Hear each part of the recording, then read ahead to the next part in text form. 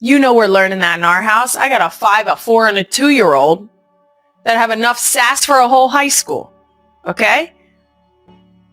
Fuck around, find out. So simple. Rule number 2. These episodes are 45 minutes long, except for special occasions when Queen Emma asks me several times, and I gotta respect the hustle. That's so fucking bullshit. Queen Emma tried to sneak that one in here. There's a reason we put out bonus clips on More Shit Monday. I know that we record for longer than 45 minutes, and I know there's great content in some of the stuff that we can't squeeze into the 45-minute limit. But I'm going to tell you right now, I'm sticking to it. Note from the desk of Queen Emma. Oh boy. Hey girl. Nope, you're done.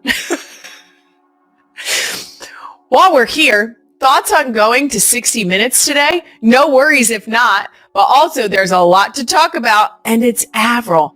Also unrelated, but what if I bring back... Oh. Here she goes with bribery. But what if I bring over a Wegmans chocolate cake? You're the real queen. Okay. TTYL, chica. No. Anyway, rule number 3. Swear to your heart's content.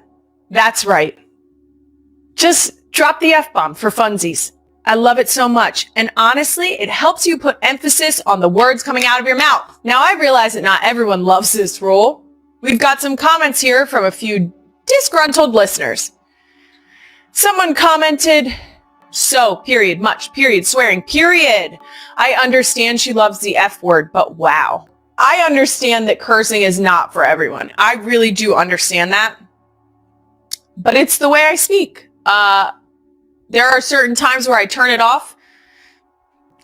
This podcast is not one of them. The next comment says, she does, absolutely does. Not correct. Try again. Too much, T-O. Also incorrect. You need an extra O there, just to be clear. The point you were trying to make is that I'm too much, an excess, T-O-O. Small thing. Cursing on her podcast. Ooh, you got that one right. It's her podcast. Interesting. That's so interesting. That's just uncalled for. A woman. Excuse me? That's just uncalled for. A woman. So if a man were doing it, it'd be okay to throw the F-bomb. Wow, no respect for others. Shame. Actually, I try to put an emphasis on how we should care about others. But you came in here with this bullshit, and you know what? We're going to have to revert back to rule 1. You fucked around. You're about to find out. Oh, we can't use any of this. Rule number 4. This is not going to lie. So you guessed it. No lies are permitted. I am always going to be honest with you. If I cannot say something and be honest about it, I just won't say it. And that's it for Not Gonna Lie Ground Rules. I'm sure my mom brain missed something. Let us know in the comments or at NGL with Kylie, and I'll probably read them at 2 a.m. tonight when I'm feeding Finn. And speaking of Finn, I'd like to take a few minutes to catch you guys up on my life as a mother of 4 children. Oh God, that's right, 4. This is, can I be honest about my maternity leave? First of all, I just want to get ahead of something. Maternity leave is not a break or a vacation. That is a crazy concept. Do you think I was just kicking up my feet and laying in the sun out by the pool and chilling without a care in the world? Because you'd be wrong.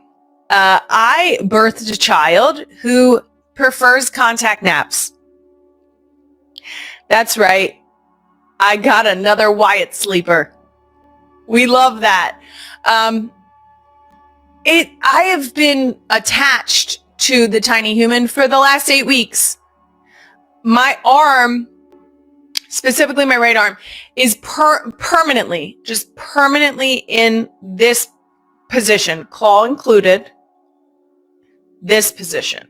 I am going to have the sickest bicep on the side. It's just raging. we've been attached. Maternity leave for me is figuring out how to do things one-handed again. That is a skill that you have to master.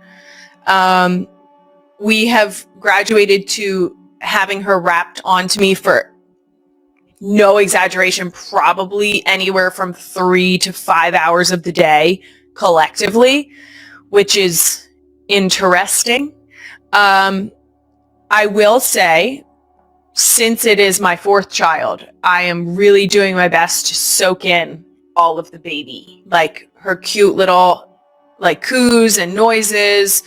I will say it's almost as bad as Googling on your 4th kid when you start scrolling back in your camera roll to see what your other children were doing at this age. It's a bad idea. It's not a good idea. And I would like to stop doing it, but I can't. And in case you were wondering, I am still Googling things because that doesn't stop either. It's similar to when people say to me, well, you have 4 kids. What's your advice? No, I don't have any advice. I actually still have no idea what I'm doing. If I had to describe the change going from 3 kids to 4 kids in 2 words or less, holy shit, it's not terrible. Let's go with not terrible. That sounds better. Not terrible. Those are my 2 words. If you ask me on a day where she does a 2-hour stretch night, I could do it in 1 word, and that word would be fuck. We're winging it. We are absolutely winging it. There's a lot of, can you bring that to me instead of me having to come to you? Because once we're stationary, it's so much easier to be stationary. I will also sit on the floor a lot. That's very helpful because it gives the other girls an opportunity to come and sit with me to get closer to Finn in a safe way, because wow, they are very interested in what she's doing, and Benny is the only one who's not interested in what she's doing and likes to pretend like she's not there. It's a fun little game we're playing today. Just today, I put Finn down on the floor to change her diaper, and for some reason, Benny stood up and ran straight at me full speed, and I had to put my hand out. Of course, I was ready for it. We've done this a couple times now. And that's part of the reason why we're stuck here. That's because if I put her down, I can't guarantee safety the way I can if she is elevated out of reach of Bennett. So Wyatt and Ellie have been super helpful. They will go and get me diapers. They want to talk to her. She very much locks in on their faces and is distracted from an upset moment by their voices and by how close they get, which is, I mean, one of the cutest things you've ever seen in your whole life. And it's very sweet to see them mirror what you do with the baby. So they will come over and mirror how I talk to her. They ask her questions. They make the oohs and the ahs so that she can sort of mimic the mouth movements, or at least we pretend she does. I mean, guys, she's 7 weeks old. We're eat, sleep, poop, cry. That's it. That's what we got. That's her 4 activities. Finn is every single day changing her look. I can't necessarily say that she still looks as aggressively like Jason. But the Kelce genes are strong, guys. I made Kelce women. I don't know. There's very little McDevitt gene coming through. And that's okay, because it turns out my husband makes very cute girls. But I would like just a little credit. Just a little credit when you look at them. Just like, maybe she did build them. I'm not going to get it. It's fine. And that does it for Can I Be Honest About Maternity Leave? Next up, the debut of a brand new segment we're calling Places Kylie Has Some Business Being. Most of the time, I have absolutely no business being in the places I go. It really is astonishing the number of places I've been that I cannot figure the fuck out why I was there or how I ended up there, but It was pretty cool. But occasionally, I can admit, I attend events that I do belong at. For example, sometimes I go to events for the organization I work with. I definitely belong there. Last week, all 6 of us Kelces, good God, every time I say it, went to the Eagles Autism Challenge. It was our first official outing of a party of 6, except for brunch on Mother's Day. That was the other time. I was like, I know that we've left the house. Everybody, I know I packed up the car and everybody went, but when was it? It was Mother's Day brunch. That's the only other time we've left the house as a party of 6. This year's event raised over $10 million. That one event, $10 million for the Eagles Autism Foundation. There was a video going around from the event that the Eagles shared with the caption, Bennett Kelce's second meeting with Swoop went a lot better than last time. Queen Emma, roll the clip. So she's checking out Swoop, and she finally gives him a wave, which is a big deal. What I will say is, and you can witness it throughout that entire video, she's my most suspicious child. She's suspicious of everyone and everything, and she will side-eye you, and she will eventually soften. But she's going to give you the side-eye first, probably a little bit of a squint, like a, and then decides whether or not you're cool. I will say, this is a perfect time. Eagles Autism Challenge for this year is over, but you know what's coming? That's right. Shorebirds. It's year 5 of guest bartending for Jason and a number of his teammates, both current Eagles players and former Eagles players, will be guest bartending. Every so often, we end up with some other NFL players who are local to the Jersey Shore. This year, we may or may not be putting the ask out to some other people. We never guarantee anything because I don't like to let people down.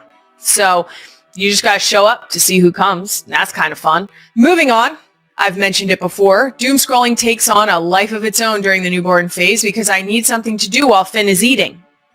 You know, she's here, I'm here. And I occasionally will look down, but homegirl is usually half asleep. I'm not kidding. One eye open. And sometimes not even that while she's eating. And so I don't need all the people in here like, that's the bonding time. You should be talking. We're fine. Thank you. For this week's Doom Scroll of the Week, I most recently dusted off the old reading portion of my brain at 3 a.m. and found my way to an article from The Guardian titled, Cringe, How Millennials Became Uncool. Yikes. And it basically just explains all the ways Gen Z likes to make fun of millennials. So let's find out exactly how cringe I am. Number 1, low socks. I absolutely do this. I don't want to see my socks. I don't want to see them. They are low riding socks. Number 2, skinny jeans or mom jeans. To be clear, any jeans I put on are mom jeans. So you can kiss my ass on that one. I do wear skinny jeans. I will say this. I haven't worn skinny jeans in a minute. But they're definitely still in my closet. So I'm waiting for the moment they come back. And I hate to break it to you, they are. Because I've seen some influencers wearing them. So, take that. And on another note about jeans, I would just like to share that Queen Emma once told me about a postpartum jean hack that I don't know why it never crossed my mind, but on my 4th child, I have taken advantage of it. Don't put your maternity jeans away, ladies. Keep them out for as long as you need them after you push that baby out.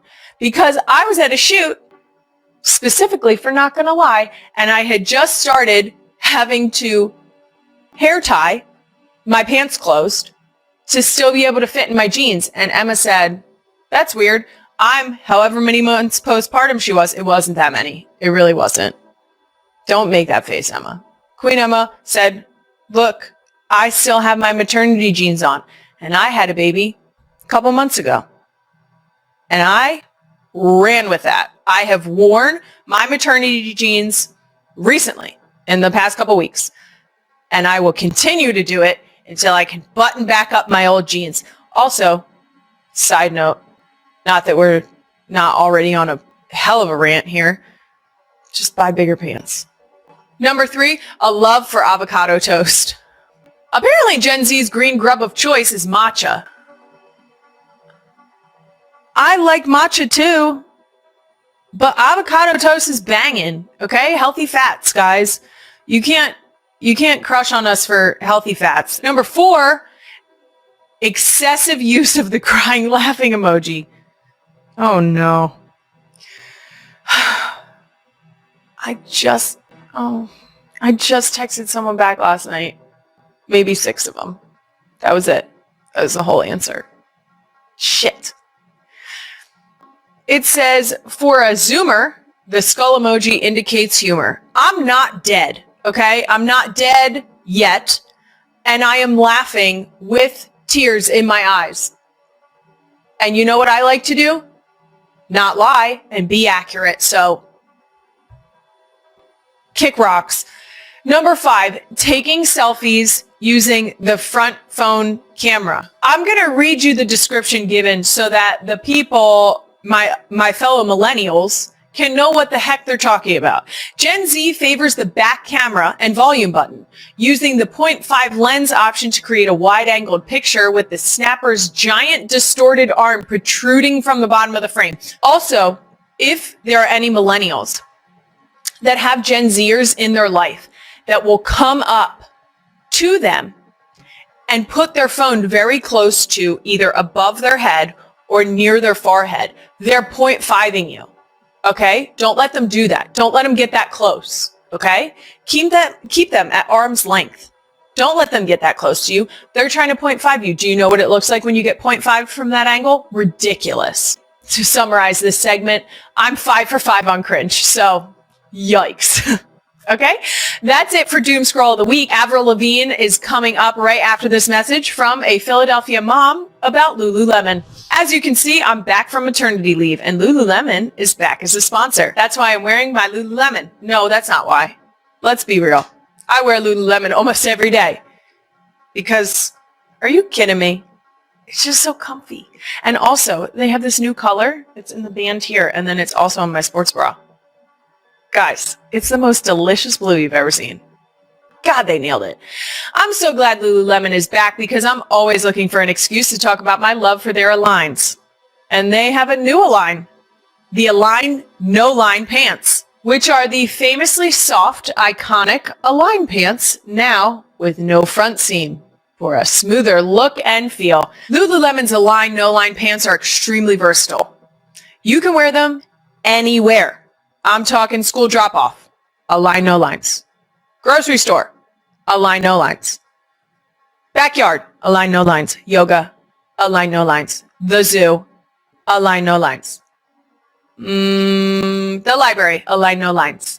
That's it. That's all I've got. That's all the places I know, apparently. Shop the new Align No Line pant at Lululemon.com. It's the summer of Align No Line. She's the 8-time Grammy-nominated, Diamond-certified rock star behind such all-time bangers as Complicated, Girlfriend, and Skater Boy. She's a punk rock trailblazer and the sole reason I went to buy myself Vans in middle school. And now I'm talking to her from her greatest hits tour bus. Avril Lavigne, welcome to Not Gonna Lie. Hi, thank you so much for having me. It's good to meet you. No, thank you. Like I said in your intro, I legitimately went to the store to buy Vans because I was like, I don't think I'm edgy or cool enough to do any of the other trends you were doing at the time. But I was like, I feel like I can commit to a black pair of Vans. Classic staple. That was as edgy as, that's it. It was as edgy as I could get. I was like such a dweeb that I was like, I think this is as far as I can go and pull it off.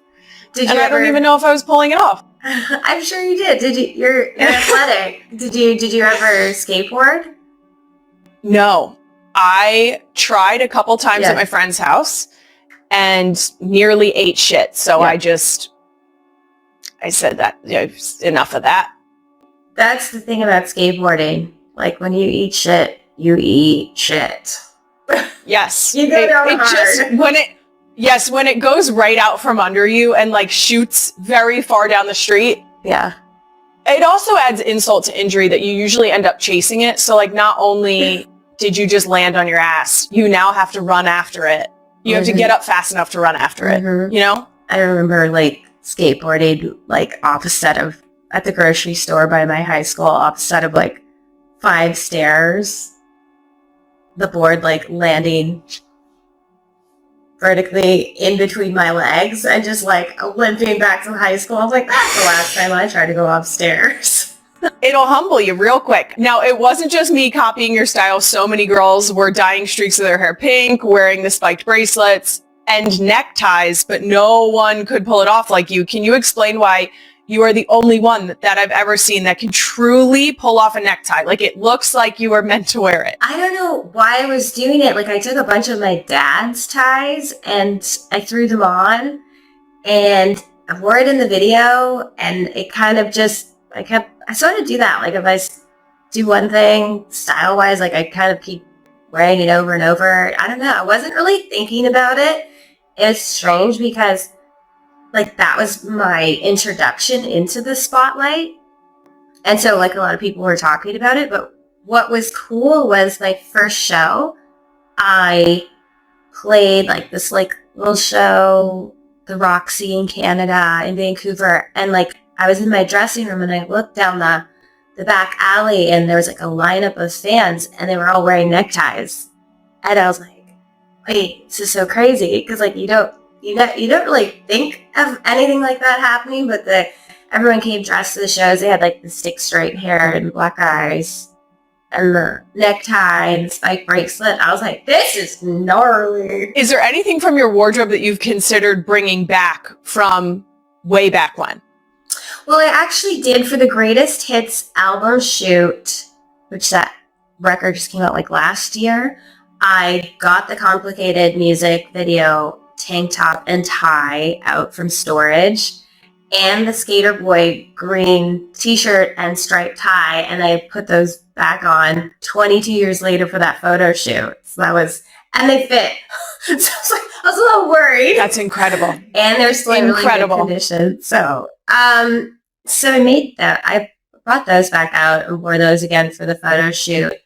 I thought about, like, on the Greatest Hits tour, like, maybe, like, bringing the tie back out on stage. Taylor, with a calm yet warm voice, talked about how she felt stepping into a large and lively Kelce family.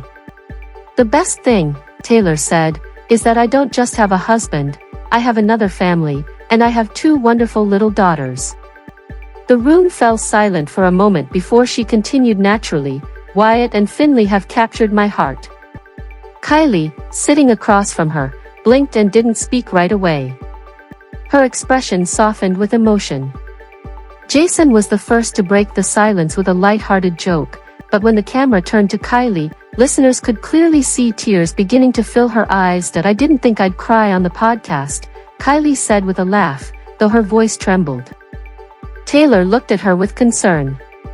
I'm sorry if I said too much. No, Kylie interrupted gently. You didn't say too much. You said it very sincerely.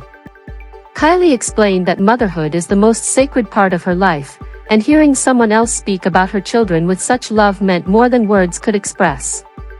Hearing you call them my daughters makes me feel loved all over again, she said, adding that Taylor had naturally become part of the family. Taylor shared that she never wanted to replace anyone. She simply wanted to be there for the children. I just wanted them to know I would always be there, Taylor said. Not as an outsider, but as part of the family. According to Jason, Wyatt and Finnley quickly bonded with Taylor. They painted together, read books together, and even put on little performances in the living room. Laughing, Taylor recalled, Wyatt once told me I had to sit in the front row. Kylie smiled warmly and replied, Wyatt loves having an audience. After the show, Kylie reflected on the emotional moment. She explained that becoming a mother makes you especially sensitive when it comes to your children. Whenever someone new enters the family, every parent hopes that person will love their children just as deeply. Hearing Taylor express those feelings gave Kylie a profound sense of comfort that I don't think those were just words, Kylie said. I truly believe she meant every one of them. Taylor responded simply, family is what I cherish most. The podcast episode quickly went viral, especially the moment Taylor referred to the two girls as my daughters. Fans flooded social media with emotional reactions, saying it reflected a genuine family bond. One viewer wrote, "You can hear the sincerity in her voice."